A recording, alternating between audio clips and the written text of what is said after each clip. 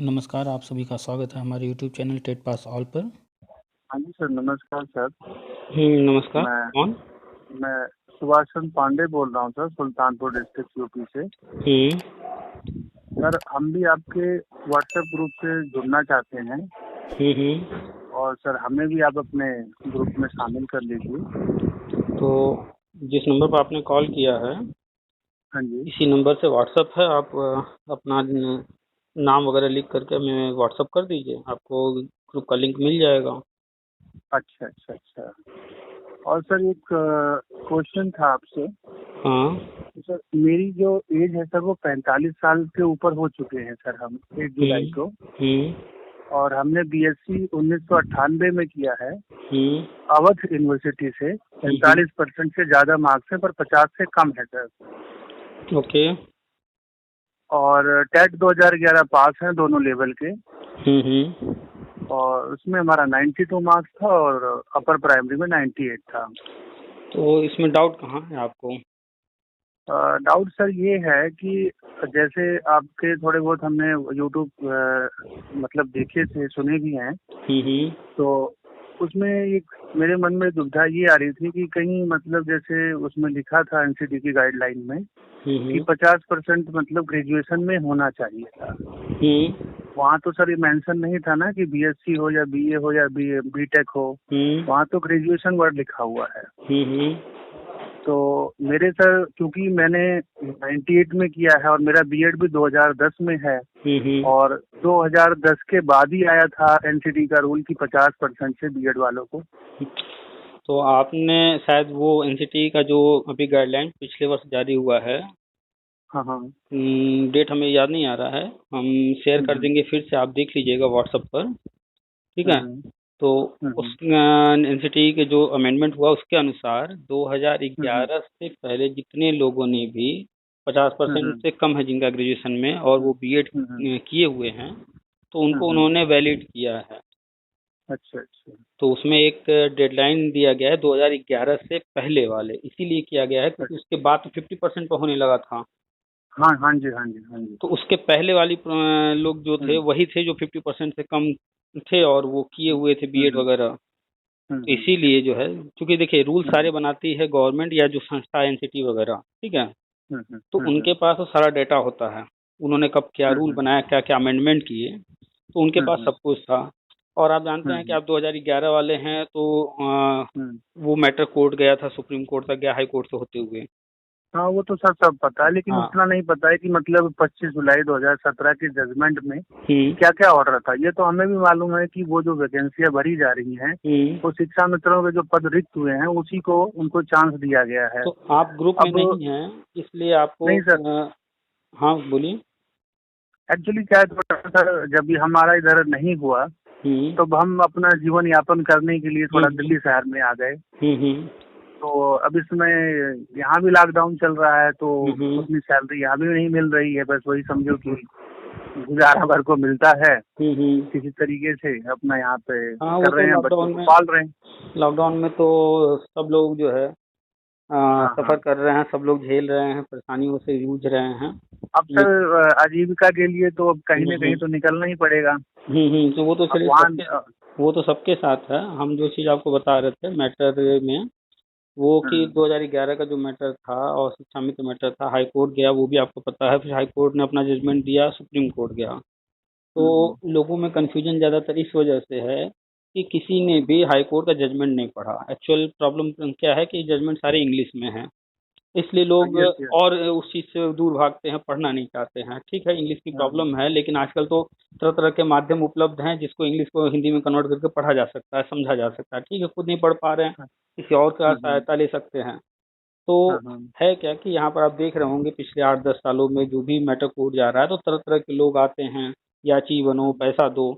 तो वो लोग जो है जजमेंट को अपने तरीके से लोगों को बताते हैं और कहते हैं ऐसा है वैसा है, इसमें नहीं है, नहीं होगा, गवर्नमेंट नहीं करेगी, तरह तरह की चीज़ें। तो वो जजमेंट को सही न बता करके उसमें उल्टी सीधी चीज़ें बताते हैं। तो ज़्यादातर लोग जजमेंट नहीं पढ़े हैं तो वो डिपेंड हो जाते हैं इन लोगों के ऊपर। अब ये लोग जो कहते हैं लोग उसी को सच मान लेते हैं, जबकि हम बार बार जजमेंट को ग्रुप में शेयर करते रहते हैं। आप तो ग्रुप में है नहीं इसलिए आपको नहीं मिला, अब हर कोई जुड़ा भी नहीं है। तो हम कहते हैं हर हाँ बार हाँ। पोस्ट लिखते हैं कि भाई आप जाइए गूगल कर लीजिए और हाई कोर्ट के वेबसाइट से या सुप्रीम कोर्ट की वेबसाइट से जजमेंट ले करके आप खुद पढ़ लीजिए। अभी हमने 2 दिन पहले फिर से शेयर किया है हाई कोर्ट का भी जजमेंट और सुप्रीम कोर्ट का जो शिक्षा मित्र का जजमेंट है वो भी और बीएड वालों का भी।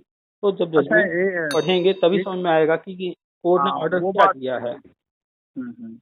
अच्छा सर, एक बात और हुआ था बीच में ना, वो पैसा वापस करने की जो बात आई थी, हम्म तो हमने तो अप्लाई खैर नहीं किया है। हम्म लेकिन हमारे पास में एक्चुअली क्या है कि जो फीस की रसीदें हैं वो तो हैं, जो 2012 में हमने 37 डिस्ट्रिक्ट से शायद या 39 डिस्ट्रिक्ट से भरा था, तो उसकी हमारे पास फीस की रसीदें हैं जो स्टेट बैंक की हमें पावती मिली हुई है। लेकिन सर हमारे पास रजिस्ट्रेशन है, लेकिन पूरा फॉर्म नहीं है हमारे पास, क्योंकि मैंने अपने कंप्यूटर वगैरह से करवाया था रिश्तेदार से, तो उनका खराब हो गया, इसलिए वो डाटा सारा वहाँ से उड़ गया। तो मेरे पास केवल या तो रजिस्ट्रेशन होगा, और नहीं तो सर वही मेरे पास रसीद है। अगर मान लो कल को सरकार पैसा वापस करती है तो सर मुझे कैसे मिलेगा? मैंने तो आवेदन भी नहीं किया है, और इनका आवेदन का प्रोसीजर भी सर बहुत लंबा था।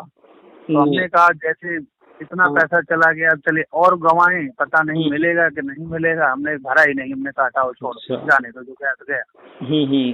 देखिए तो आप जैसे आप जैसे क्वेश्चन कर रहे हैं, ऐसे बहुत सारे लोगों के मैसेज आते रहते हैं, कमेंट आते रहते हैं। तो पहले तो लोगों में बड़ा कंफ्यूजन है कौन सा पैसा वापस, क्योंकि जो पहला 2011 का मायावती जी का विज्ञापन था उसमें भी एक बार पैसा वापस हुआ था, और फिर ये 2012 वाला भी। ये 7/12/12 वाला सुप्रीम कोर्ट ने वापस करने के लिए बोला है ना पैसा। हाँ एग्जैक्टली, सुप्रीम कोर्ट ने ये 7/12/12 का ही वापस करने के लिए बोला है, उसी के लिए फॉर्म भरवाया गया। हमने 500 रुपए डिस्ट्रिक्ट में भी था, उसमें भी 5 डिस्ट्रिक्ट का लगा था, जो भी लगा था।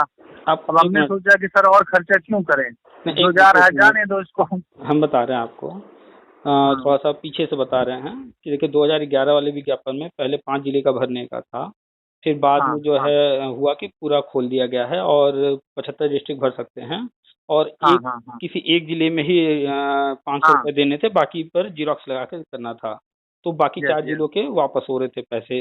तो कुछ लोगों ने उस वक्त भी वापस लिया था पैसा, कुछ लोगों ने नहीं लिया, वो अलग मैटर है। अभी जो सुप्रीम कोर्ट में लोग लेकर गए थे तो वहाँ पर गवर्नमेंट ने अपना लगाया है पैसा वापसी का, और जजमेंट भी उसी पर हुआ है कि पैसा वापस कर दिया गया है। वो कर दिया गया मीन्स फॉर्म भरवा लिए गए हैं, तो पेपर वर्क तो कंप्लीट हो गया है गवर्नमेंट का, सिर्फ अकाउंट में पैसा ट्रांसफर बाकी है।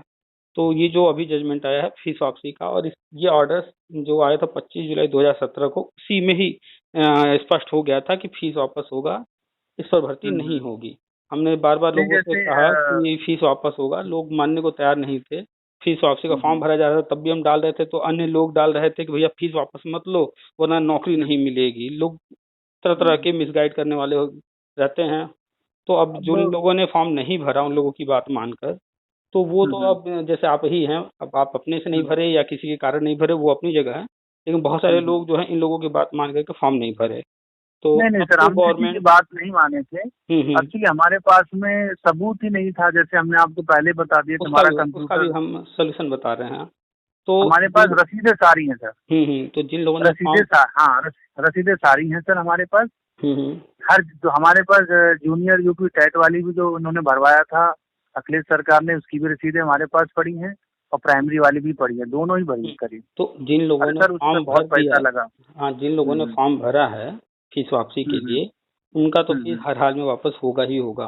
बहुत सारे लोग फॉर्म भरे, उनका जो है फॉर्म किन्हीं कारणों से वापस भी आया है, तो जिनका वापस आ गया है तो उनको भी नहीं मिलेगा, जिन लोगों ने फॉर्म नहीं भरा है उनको भी नहीं मिलेगा, क्योंकि फॉर्म ही नहीं भरा है। और गवर्नमेंट अगर, हमें तो नहीं लगता है, लेकिन अगर फिर से मौका देती है फॉर्म भरने का, तो जो लोग जिनका वापस आ गया है या फिर जो लोग भर नहीं पाए उस वक्त या नहीं भरे, वो फिर से भर के अपना वापस ले सकते हैं। लेकिन हमें नहीं लगता कि अब गवर्नमेंट फीस वापसी के लिए फिर से फॉर्म भरवाएगी, अब कोई मौका नहीं देगी, क्योंकि कोर्ट से भी ऑर्डर में कहीं नहीं लिखा है, इस तरह की कोई ऑर्डर हुए नहीं है। और गवर्नमेंट एक काम कर चुकी है, वो दोबारा हमें नहीं लगता करने वाली है। तो जैसे ही जो हम बताते रहते हैं ज्वाइनिंग वगैरह का, ज्वाइनिंग भी होगी और फीस भी वापस होगा। लोगों को बड़ा कन्फ्यूजन है कि फीस वापस हम ले लेंगे तो ज्वाइनिंग कैसे होगी, क्योंकि 2012 विज्ञापन जो था वो इलीगल था, मूल विज्ञापन जो था 2011 का था। इसी वजह से सुप्रीम कोर्ट उस पर भर्ती करने के लिए नहीं कही और उसका फीस वापस करवा रही है।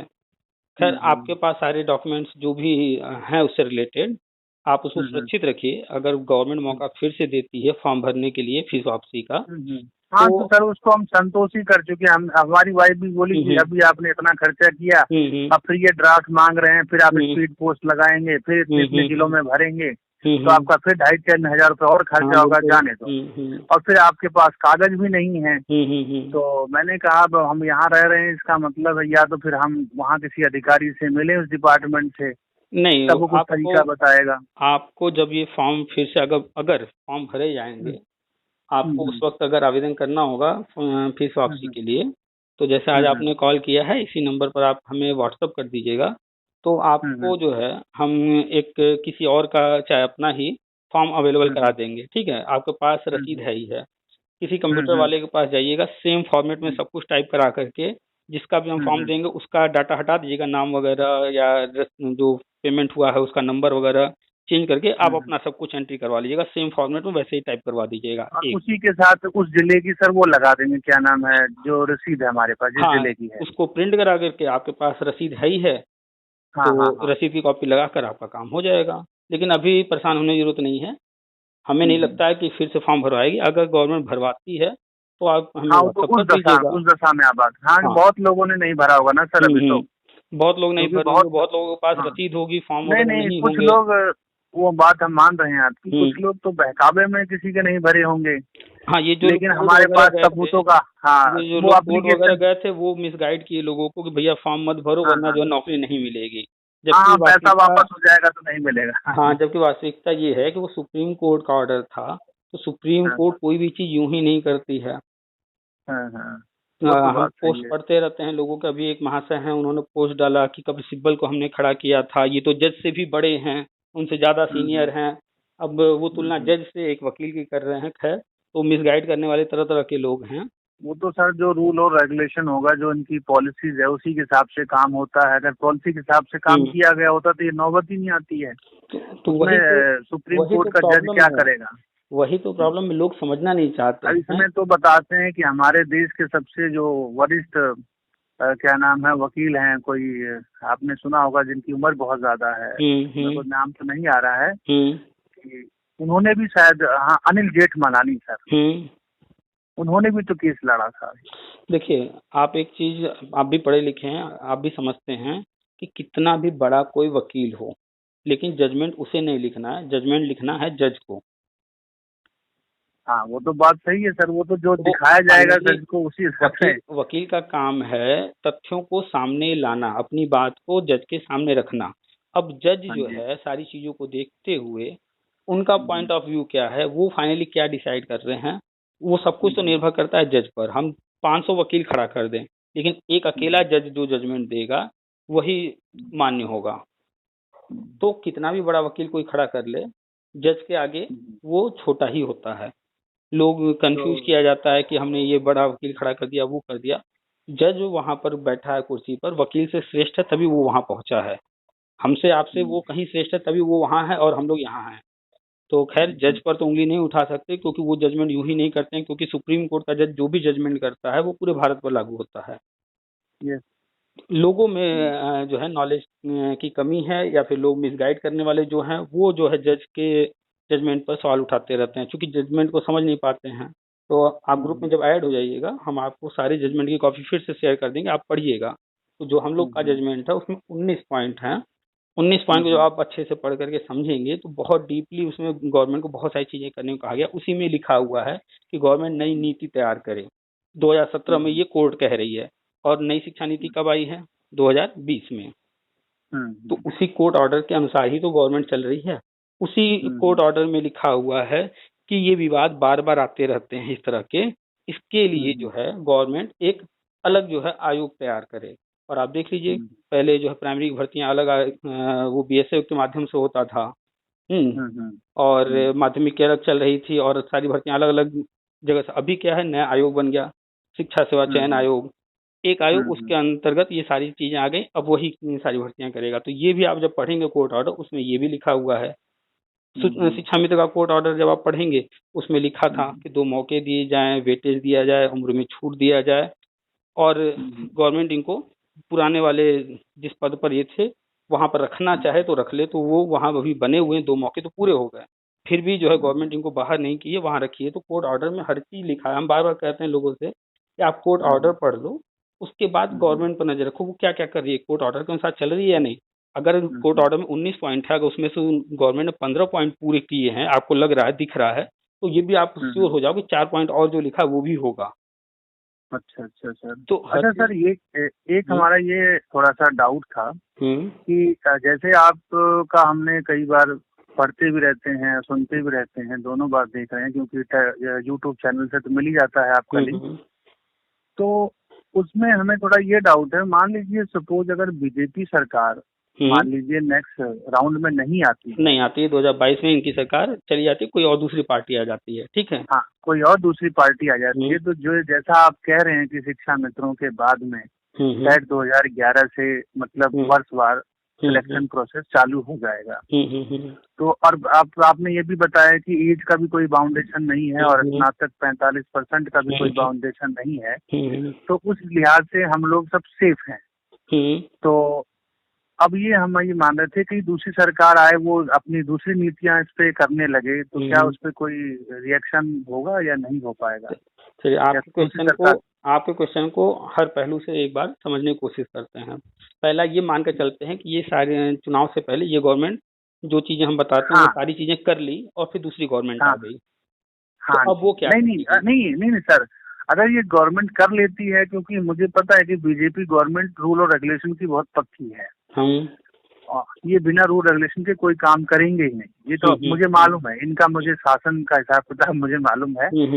और जैसे सपोज इन्होंने हम लोगों को कर दिया अक्टूबर नवंबर तक, आपके जैसे वक्तव्य के अनुसार, अगर मान लीजिए चुनाव हार जाती है सपोज इनके हिसाब, वैसे हमें उम्मीद नहीं है कि बीजेपी हारेगी, लेकिन इनके हिसाब भाई देखिए हमारा अपना वक्तव्य अलग है, हम तो कहना नहीं चाहिए, हम तो हमेशा बीजेपी को वोट करते हैं, चाहे वो अच्छा काम करे या बुरा काम करे, और हम कोई भक्ति भी नहीं, हम खाली पार्टी को देखते हैं कि जो ईमानदार पार्टी है उसी को वोट करते हैं, जो ईमानदार व्यक्ति खड़ा है उनको वोट करते हैं। आपकी बात हम समझ गए, हम इसीलिए कहना कि हम जो है हर तरह से उस पर विचार करते हैं, जो आप समझना चाह रहे हैं, जो आपके माइंड में आ रहा है उस पर भी, और जो हमारे माइंड में आ रहा है उस पर भी हम। और कल को मान लो कोई पहला सर मान लीजिए इन्होंने नहीं, मान लो किसी कारण बस नहीं हो पाया हम लोगों का 2011 दोनों कंडीशन हम लोग विचार करते हैं कि पहला तो ये एक कंडीशन रखते हैं कि मान लेते हैं कि गवर्नमेंट सब कुछ कर ली, उसके बाद चुनाव होता है और गवर्नमेंट नहीं बदली, तब तो कोई दिक्कत नहीं। अगर बदल गई तो तो पहली बात आपको एक चीज बता दें कि बार बार दिनेश शर्मा जी से जब भी हम लोग गए हैं मिलने, उन्होंने एक बात स्पष्ट कहा है कि हम ऐसा कोई काम नहीं करेंगे कि कल को कोई दूसरी सरकार आए और आपको बाहर कर दे। जो शिक्षा मित्रों के साथ हुआ, इलीगल तरीके से किया गया और उसका खामियाजा जो है वो भुगत रहे हैं, ऐसा कुछ हम नहीं करेंगे। तो इससे स्पष्ट है कि वो कोई इलीगल काम नहीं करेंगे, जो भी करेंगे पुख्ता काम करेंगे, पेपर वर्क के साथ, जहां भी जो अथॉरिटी है उससे मान्यता लेते हुए, अप्रूवल लेते हुए तब करेंगे। दूसरी बात, कुछ भी ऐसी कमी नहीं छोड़ेंगे कि कोई गवर्नमेंट आकर के फिर जो है इफ बट करके उसमें कुछ हस्तक्षेप कर सके। तो इसीलिए आप देखिए कि इन्होंने सारी चीजें कंप्लीट करने के लिए एक लंबा समय लिया है। इन्होंने 2017 में जजमेंट कराया, जजमेंट कराने से ठीक 1 महीने पहले आरटी एक्ट की समय सीमा जो छूट वाली थी 5 साल, उसको 10 साल करा के तब जजमेंट कराया है। और जजमेंट होने के बाद क्रमशः जो कोर्ट ऑर्डर है उसके अनुसार चले हैं, और जहां जहां नियमों में सुधार करना था वो सारे नियम में सुधार करते गए। बीएड प्राथमिक में वैलिड नहीं था, बिना वैलिड किए हो ही नहीं सकता था, तो प्राथमिक में वैलिड किए। 50% वालों के पास बहुत 50% वाली समस्या थी, उसके लिए भी एनसीटी के पास पावर था, इसलिए एनसीटी से लेटर जारी कराया। टीटी वाली समस्या थी तो टीटी पूरा लाइफ टाइम करा दिया गया।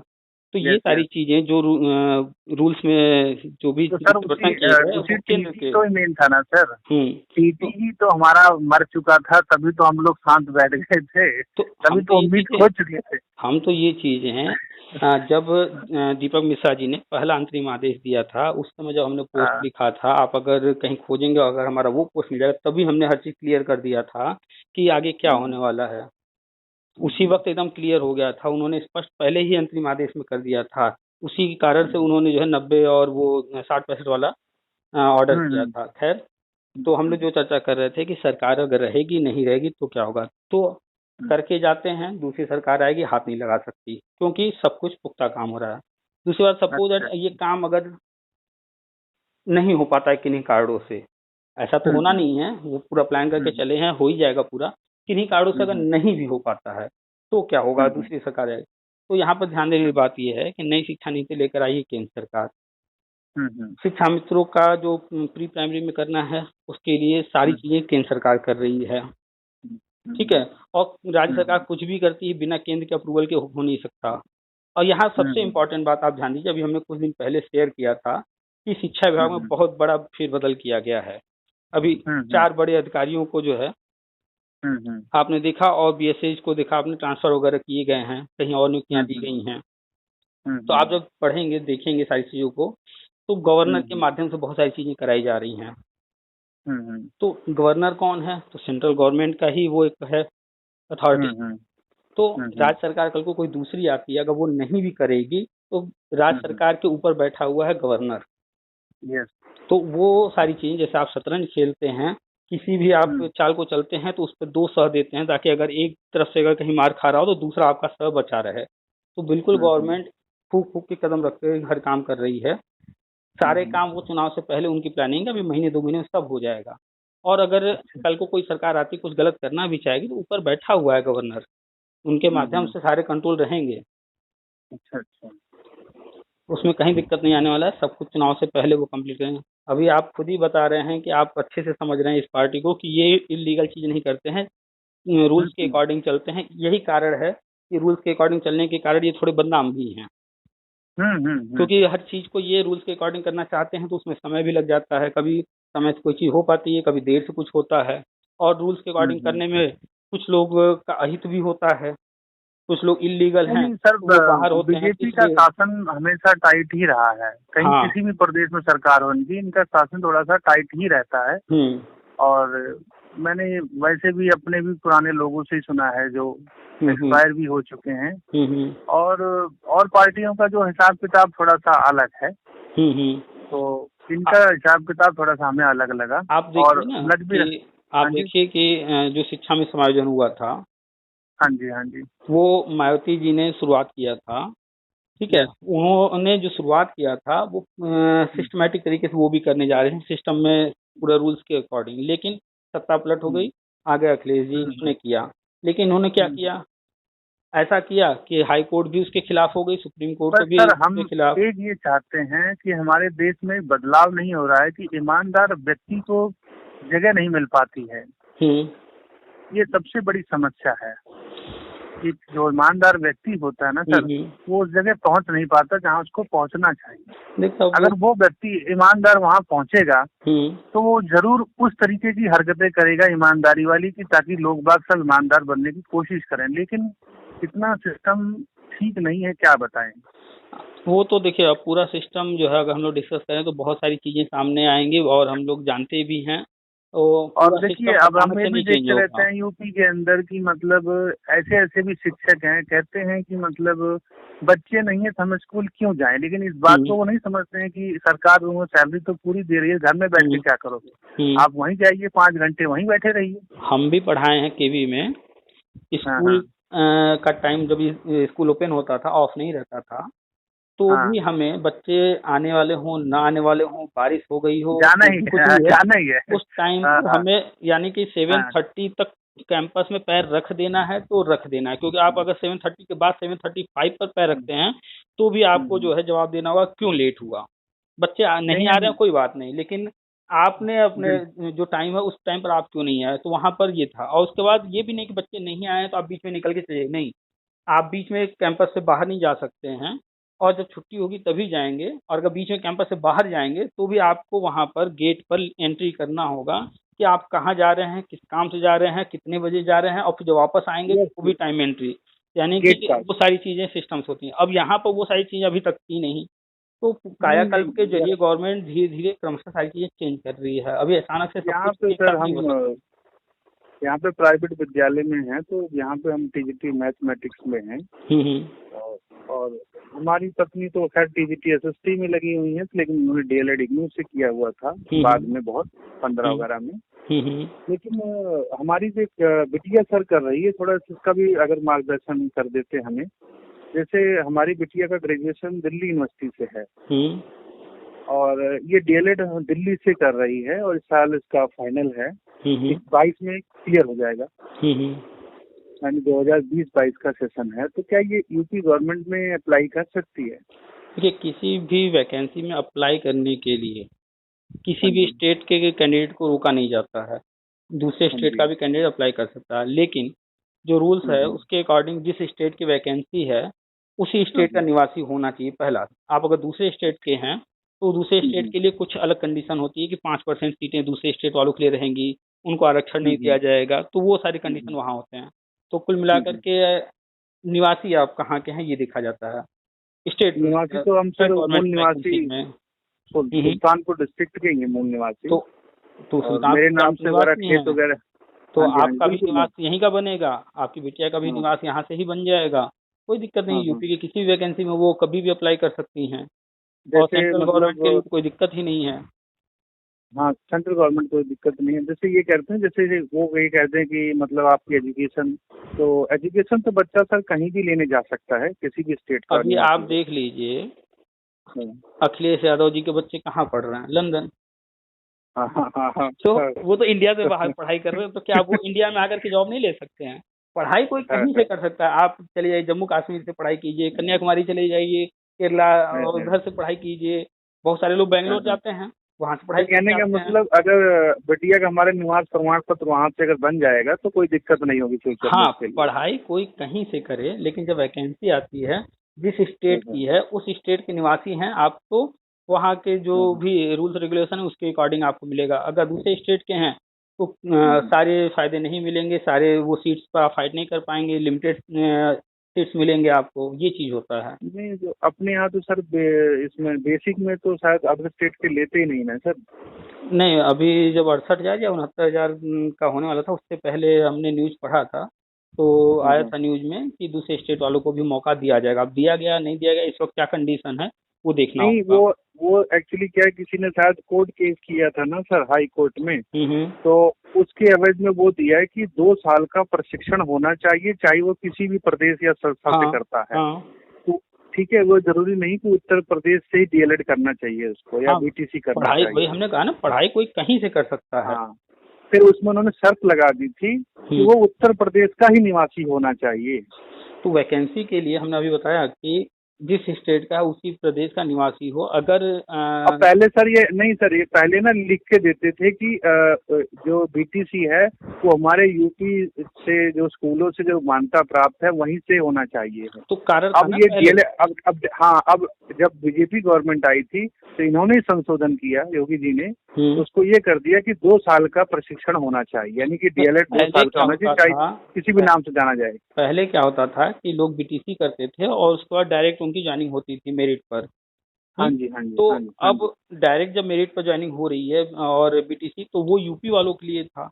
उसमें दूसरे स्टेट के आ रहे हैं, वो कौन सा पढ़ाई करके आ रहे हैं, वहाँ पर उस पढ़ाई के लिए जो है क्या मानक थे, वो फिर डाउट्स आते थे। तो पीछे का जो रूल था वो अलग था, अभी जो सिस्टम में हो गया है, अभी जो रूल्स हो गए हैं वो अलग हो गया है। तो पीछे तो मेरिट पर होती थी, बीटीसी कर लिया बंदा, बस फॉर्म आया भर दिया, मेरिट पर हो गई भर्ती। नहीं, अब तो नहीं, अब तो एंट्रेंस वगैरह सब जगह। हाँ, तो पहले इस तरह का था कि बीटीसी जब डायरेक्ट लिया जा रहा था तो वहाँ कंपलसरी किया जा रहा था कि भैया नहीं, यूपी से ही आप पढ़ाई किए रहिए तभी होगा। हाँ, मतलब जो संस्थाएं यूपी गवर्नमेंट ने रिकॉग्नाइज कर रखी है जिन इंस्टीट्यूट को, आपका वहीं का होना चाहिए, पहले यही नियम था। अभी जो खाली बीएड वालों के लिए छूट दिया। हाँ, जैसे बीएड वाले हैं सर कहीं से भी कर सकते हैं बीएड और नौकरी यूपी में पा सकते हैं। तो अब सारे रूल जो है पूरे भारत के लिए इक्वल हो रहे हैं। आप बीएड पूरे भारत में कहीं से कर लीजिए, सब इक्वल होगा। डीएलएड आप पूरे भारत में कहीं कर लीजिए। वैसे तो अब ये डीएलएड वगैरह 2030 तक ही लिए जाएंगे, नई शिक्षा नीति में स्पष्ट कर दिया गया है। जितने भी डीएलएड या बीटीसी इस तरह के जो कोर्सेज हैं इनको 2030 तक ही लिया जाएगा, इसके बाद गवर्नमेंट जॉब में नहीं लिया जाएगा। अब आगे जो आ गया है 4 साल का, 2 साल का, 1 साल का बीएड, अब उन्हीं को लिया। एक बार बताइए सर, अगर डीएलएड आगे चल के नहीं लेना है इनको तो गवर्नमेंट को स्टॉप लगाना देना चाहिए ताकि इनको बच्चों को मौका तो मिले 5-6 साल तक। हाँ तो 2020 22 स्टॉप तो लगाने जा रही है ना, गवर्नमेंट लगा तो रही है स्टॉप, अभी लिया जा रहा है, एडमिशन हो रहा है अभी। अब जब 4 साल वाला 2 साल वाला 1 साल वाला ये एडमिशन शुरू हो जाएगा तो फिर स्टॉप लगा देंगे। अभी तो 2030 हम लोग बात कर रहे हैं 2021 में, अभी 2030 आज से 9 साल है। इधर साल 2 साल के अंदर ये कोर्सेज बंद हो जाएंगे। हाँ तो ये हमने भी सुना है कि 2 साल का होगा या 4 साल का बच्चे करेंगे 12वीं के बाद, नहीं तो फिर बीए के बाद 2 साल, नहीं करने के बाद 1 साल। स्पष्ट है, इंटर के बाद 4 साल, ग्रेजुएशन के बाद 2 साल और पीजी के बाद जो कर रहा है वो 1 साल, तो ये कोर्सेज चलेंगे। और इधर साल 2 साल 3 साल के अंदर ये डीएलएड वगैरह सब बंद हो जाएंगे, तो 2030 तक जो लोग रहेंगे वो अपना प्रयास करके नौकरी ले लेंगे। उसके बाद ये 2-4 साल बाद जहाँ बंद हुआ ये कोर्सेज, उसके बाद नया कैंडिडेट आएगा ही नहीं। वो सब कुछ है, हम तो बार बार कहते हैं कि जो जिसको ना समझ में आ रहा हो, नई शिक्षा नीति में सब कुछ लिखा है, आरटी एक्ट में सब कुछ लिखा हुआ है, कोर्ट जजमेंट जो आए हैं उसमें भी बहुत सारी चीजें लिखी हुई हैं, तो पढ़ने से सारी चीजें क्लियर होंगी। और सिस्टम में क्या चल रहा है वो लेटेस्ट अखबारों में आता रहता है, और बाकी हम भी बताते रहते हैं जो अंदर की जानकारी मिलती है। तो ये सर हम लोगों का करीब यही अक्टूबर नवंबर तक उम्मीद है कि हो जाने की उम्मीद है सरकार के माध्यम से। हाँ बिल्कुल, महीने 2 महीने 3 महीने के अंदर शिक्षा मित्र का भी होना है, और ये भी सारी चीजें होने, पूरी प्लानिंग हो चुकी है, पूरी तैयारी हो चुकी है।